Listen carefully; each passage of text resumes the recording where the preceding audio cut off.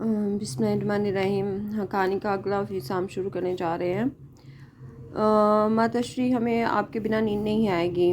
आना, मैं तेरे पास ही हूँ बेटा। ये साथ वाली चारपाई पर लेट जाओ। वसी सहन में कितार से चारपाइयाँ लगी हुई थीं। एक रामदीन की, दूसरी पार्वती और आहना की थी, जबकि तीसरी चारपाई कौशल्या देवी की थी, जिस पर कौशल्या देवी बहुत देर पहले भोजन करके लेट गई थी। सहन में लगा हुआ पीपल का पेड़ जोर की हवा से हिल रहा था। एक कोने में गैया माँ बंधी हुई थी, जो कि थोड़ी थोड़ी देर बाद आवाज़ निकालती थी। आना को महसूस हुआ कि उसकी माँ उसे आज रात नहीं सुलाएगी, तो कुछ देर तक अपनी माँ को अपने पिता को दबाते हुए देखकर खुद ही जाकर सो गई। इसके बाद जब पार्वती को एहसास हुआ कि रामदीन का बुखार मज़ीद बढ़ गया है, तो उठकर कुएं के पास चली गई। सैन में मौजूद कुएं से मिट्टी के बर्तन में ठंडा पानी भर लाई और एक कपड़े की काफ़ी तहें लगाकर उसे पानी में धोकर पट्टियाँ करती रही। आहिस्ता आहिस्ता बुखार की तपिश कम हो गई थी, मगर रामदीन को अभी तक होश नहीं था। काफ़ी देर पट्टियाँ करते रहने के बाद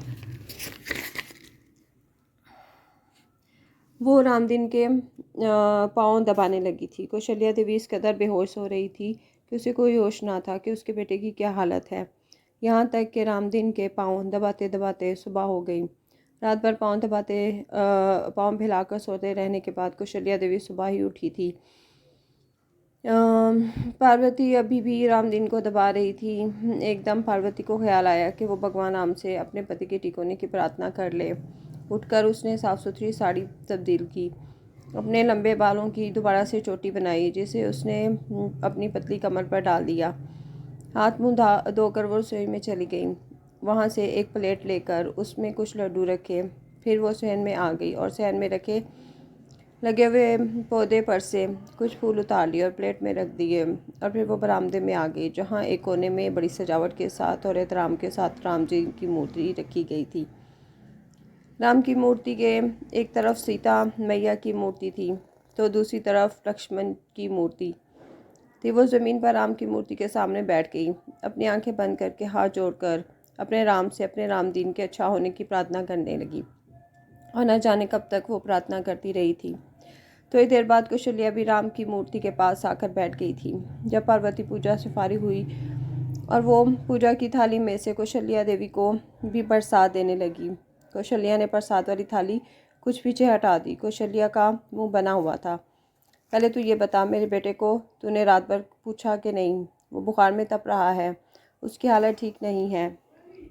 कौशल्या देवी की बात सुनकर पार्वती को कुछ हैरानगी हुई कि कैसी माँ थी। बेटा रात भर बुखार में तपता रहा और माँ सुकून से सोती रही। माता जी, अब राम जी ठीक हैं।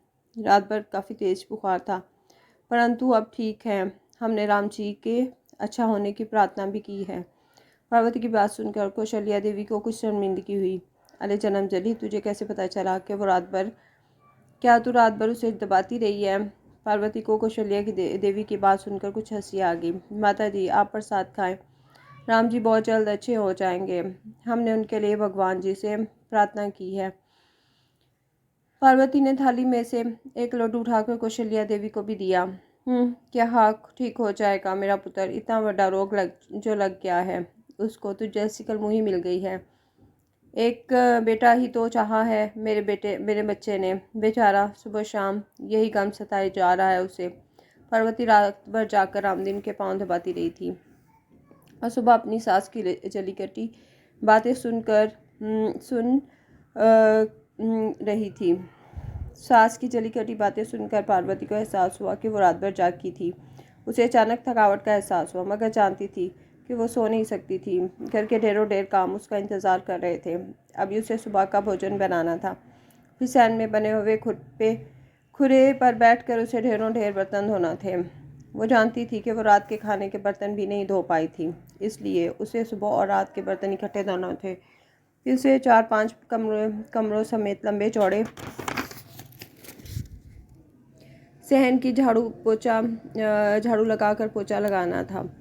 गैया माँ को नहलाना था। गैया माँ को गोबर उठाकर उसे घर से दूर जाकर फेंक कर आना था। उसे दोबारा आकर उसे रामदीन की सेवा में लग जाना था। वो इस वक्त पूजा की थाली लिए कौशल्या के सामने खड़ी थी, मगर जब वो इन तमाम कामों को याद कर रही थी तो उसे एहसास हुआ कि वो इन तमाम कामों के बीच आना को भूल गई थी। अचानक वो अपनी सोचों के दायरे से बाहर निकली। माता जी, मैं भोजन तैयार कर लेती हूँ, आप राम जी के पास चली जाएं, देखें वो जागे हैं या नहीं। है अनजान छोकरी उठ गया है और उठकर अपने कमरे में जाकर फिर से सो गया है। मेरा बेटा है तो मैं ही पूछूंगी ना।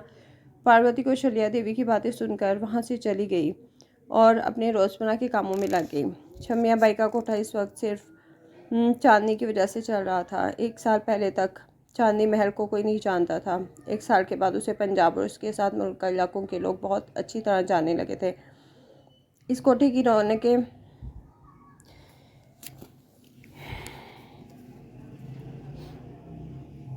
इस कोठे की रौनकें 1 साल के दौरान ही बढ़ी थी और इसकी सबसे बड़ी वजह यह थी कि अब यहाँ चांदनी आ गई थी। एक तो चांदनी बेइंतहा खूबसूरत थी, दूसरा उसकी आवाज़ में एक अजीबोगरीब कशिश थी जो दूसरों को अपनी तरफ खींच लेती थी। चांदनी महल में कई और लड़कियां भी मौजूद थीं। उनका नाच और गाना और वहाँ पर आने वाले तमाशाइयों को मुतासिर करता था, मगर चांदनी की आवाज़ में एक दर्द था, उसके अंदाज में कशिश थी। उसके गाए गए गीतों को सुनकर तमाम तमाशबीन झूम उठते थे। चांदनी को देखकर उसे एहसास महसूस होता था कि उसकी ज़ाहरी औरत के पीछे एक और औरत छुपी हुई थी जिसे कोई नहीं जानता था। वहाँ जाने वाले लोग चांदनी को बार बार देखना और सुनना चाहते थे। जब भी तमाशबीन कोठे की तरफ जाने को इरादा करते और वो अपने जानने वालों से यही कहते कि वो चांदनी महल जा रहे हैं। यूँ फतेहपुर में उस कोठे का नाम चांदनी महल पड़ गया था, क्योंकि ये इमारत जहाँ छमिया बाई ने अपना कारोबार शुरू कर रखा था किसी महल से कम ना थी। एक बहुत बड़ा हॉल जिसके चारों तरफ कमरे बने हुए थे।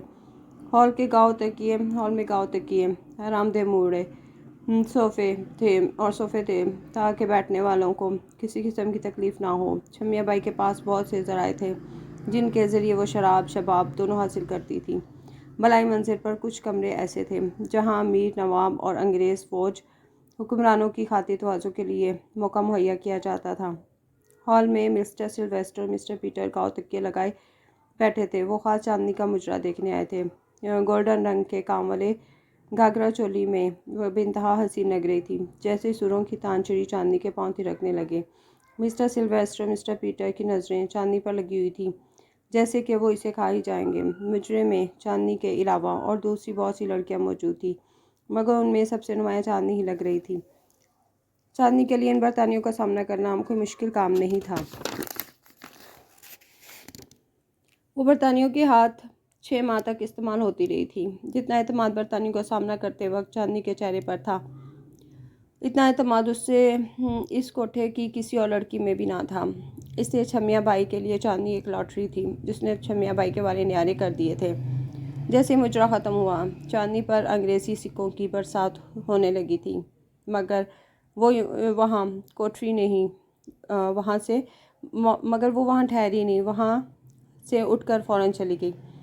रामदीन कभी भी ये नहीं चाहता था कि वो पार्वती को आधी रात के वक्त घर से बाहर जाने दे। रामदीन कभी भी ये नहीं चाहता था कि वो पार्वती को रामदीन कभी भी ये नहीं चाहता था कि वो पार्वती को आधी रात के वक्त घर से बाहर जाने को कहे, मगर वो अपनी माँ की बातों के सामने बेबस था। बेटी की ख्वाहिश उसके दिल में भी बहुत शदीद थी, मगर उसे अपनी बीवी से भी बहुत प्यार था। रात भर वो बुखार में तपता रहा था और उसे इस बात का एहसास था कि पार्वती उसे रात भर दबाती रही थी। और सुबह जब आंख खुली, पार्वती पूजा कर रही थी, यानी भी वो सो या आराम नहीं कर पा रही थी। हाय मेरा बच्चा राम, अब कैसा है? रामदीन बिस्तर में लेटा था जब कौशल्या उसके करीब आकर बैठ गई थी। माताश्री, अब हम ठीक हैं। रामदीन ने अपनी माँ को देखकर उठने की कोशिश की। ना ना मेरा बच्चा, तू लेटा रहा, अभी तो ठीक नहीं है। माताजी, अब हम ठीक हैं। आपकी बहू ने रात भर हमारी बहुत सेवा की है। हमारी रामदीन के दिमाग में जैसे पार्वती का ख्याल आया, उसके चेहरे पर एक अजीब सी मुस्कुराहट आ गई। क्या हाक सेवा की होगी उस कम वक्त ने तेरी? रात भर सोती रही होगी वो कम बदबख्त। अगर उसे तेरा इतना ख्याल होता तो क्या वो तेरी बात मान ना लेती? कितना अच्छा है कि तेरे लिए कि तू बेटे का बाप बन जाए। तू अपनी बुजुर्गों से बात क्यों नहीं करता आखिर?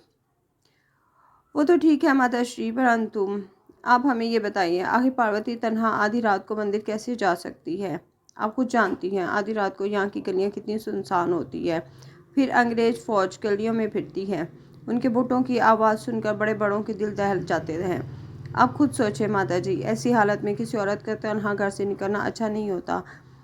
रामदीन चाहता था कि वो किसी न किसी तरह अपनी माँ की ये बात टाल जाए, मगर कौशल्या भी अपनी बात की पक्की थी। वो अपने बेटे को अपने हुक्म पर चलाने का खूब हुनर जानती थी। हाय हाय राम, मुझे तो खुद पार्वती का रात के समय घर से निकलना पसंद नहीं, मगर बेटा जिंदगी का का भरोसा, मालूम क्या मालूम भगवान राम किस समय मोहे अपने पास बुला ले। बस इतनी सी इच्छा है, मरने से पहले अपने पोते का मुंह देख लें। न जाने कौन सी घड़ी दुनिया से पिधार जाऊं। अब अगर बेटा देख लूँगी तो आनत से मौत आ जाएगी, वरना पोते का अरमान दिल में लिए ही शायद मेरी जान निकल जाए। रामदीन अपनी माँ की ऐसी बातें सुनकर परेशान हो गया, कुछ सोचने पर मजबूर हो गया। उसे अपनी माँ से बहुत प्यार था। वो कभी भी अपनी माँ की नाराज़गी बर्दाश्त नहीं कर सकता था। माता जी, आप ऐसी बातें ना कीजिए, आप जितना चिंता ना कीजिए, हम पार्वती को समझाएंगे। परंतु आप साथ वाली सुमतिया काकी से कहें कि वो पार्वती को के साथ काली माँ के मंदिर चली जाया करें, जिस तरह वो दिन के वक्त उसके साथ जाती है। माता जी, अगर इसके साथ कोई ना कोई चला जाया करेगा तो हमें भी चिंता नहीं होगी। हाँ हाँ, मेरा बच्चा तो फिक्र काहे को करता है। मैं सुमतिया को कहूँगी वो पार्वती को साथ जाया करेगी। अरे हमें तो इस कमबख्त मोटापे ने मार डाला, और फिर मेरे घुटनों का दर्द तो मेरी जान से ही लेकर छोड़ेगा। और तो और पुजारी ने कहा है कोई पुरुष साथ ना हो, वरना तो तू चला जाता ना पार्वती के साथ। कौशल्या देवी को इस बात का एहसास हो गया था कि रामदीन ने उसकी बात रद्द ना की थी, और वो किसी न किसी तरह पार्वती को मंदिर जाने के लिए राज़ी कर ही लेगा। इसलिए उस अब कौशल्या के सीने में ठंड पड़ गई थी। थोड़ी देर में पार्वती की एक बड़ी सी थाली लिए रामदीन और कौशल्या के लिए भोजन तैयार करके ले आई थी। माता जी, ये मैंने राम जी के लिए दलिया बनाया है। वो ठीक नहीं है ना, इसलिए आप भी आज नाश्ता में दलिया ही खा लीजिए। पार्वती ने एक दलिया की कटोरी कौशल्या देवी की जानी बढ़ाई। मैं ना कहती थी मेरी बहू तो हीरा है, हीरा इतनी खूबसूरत, ऊंची लंबी आँखों में एक है, घर का काम काज करने में भी सुगड़ है। अगर इसके माता पिता मर ना गए होते तो मैं उनके पाँव धो धो कर पीती कि अपनी आज्ञाकारी बेटी, अपनी बिटिया रानी उन्होंने हमारी झोली में डाल दी। कौशल्या देवी ने पार्वती के हाथ से कटोरी ले ली थी। जब कौशल्या देवी पार्वती की तारीफ कर रही थी तो पार्वती एक मरतबा फिर मुस्कुरा दी, जिस तरह वो पहले मुस्कुराई थी। पार्वती जानती थी कि कौशल्या को ज़रूर उससे कोई मतलब है। पार्वती ने दूसरी कटोरी रामदीन को दे दी और खुद कमरे से बाहर जाने के लिए मुड़ी, जब रामदीन ने उसे अपने पास बुला लिया। पार्वती, कहाँ जा रही हो? मेरे पास ही बैठ जाओ। वो शायद बीमार था, इसलिए उससे पार्वती की थोड़ी सी दूरी भी बर्दाश्त ना हो सकी। कौशल्या ने पार्वती के लिए जब रामदीन को इस कदर बेचैन देखा तो उसके माथे पर त्योड़ी सी आ गई। उसने तो पूरा मंसूबा बना रखा था कि पार्वती के बेटा ना हुआ तो कोई ना कोई इल्ज़ाम लगाकर और बेटे को बहला फुसलाकर उसे घर से निकलवा ही देगी, और वो मैं अन्ना को नहलाकर और भोजन करवा कर आती हूँ। पार्वती इतना कहकर कमरे से बाहर चली गई।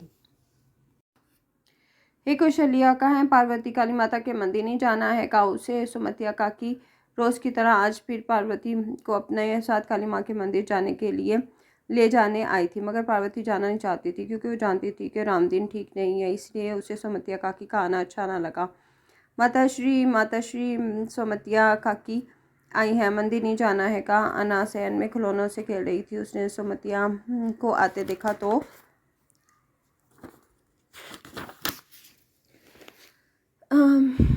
खुरे पर बैठी हुई पार्वती के पास आ गई, जो इस वक्त बर्तन धो रही थी। आना बेटा, प्रार्थना करके आज हम ना ही जाएं, क्योंकि तुम्हारे पिताश्री ठीक नहीं है ना। ना ना ना माताश्री, सुमतिया काकी तो हमें लेकर ही जाएंगी, हमारा भी मन कर रहा है जाने को। चले माताश्री। आना अपनी माँ को तैयार आना अपनी माँ को कहे तैयार हो जाए। सुमतिया का क्या गई है। अभी आना और पार्वती दोनों के बीच ये बात हो रही थी कि कौशल्या की आवाज़ आ गई। तू आ गया? तो आ गया बुलावा तेरी दादी का। जा आना, तू तैयार हो जा, हम आते हैं बर्तन धोकर। माताश्री हमें बिंदिया ना लगाइएगा, हमें अच्छी नहीं लगती। बाबा जा। ना मैं आती हूँ। पार्वती के साथ आना कमरे में तैयार होने चली गई।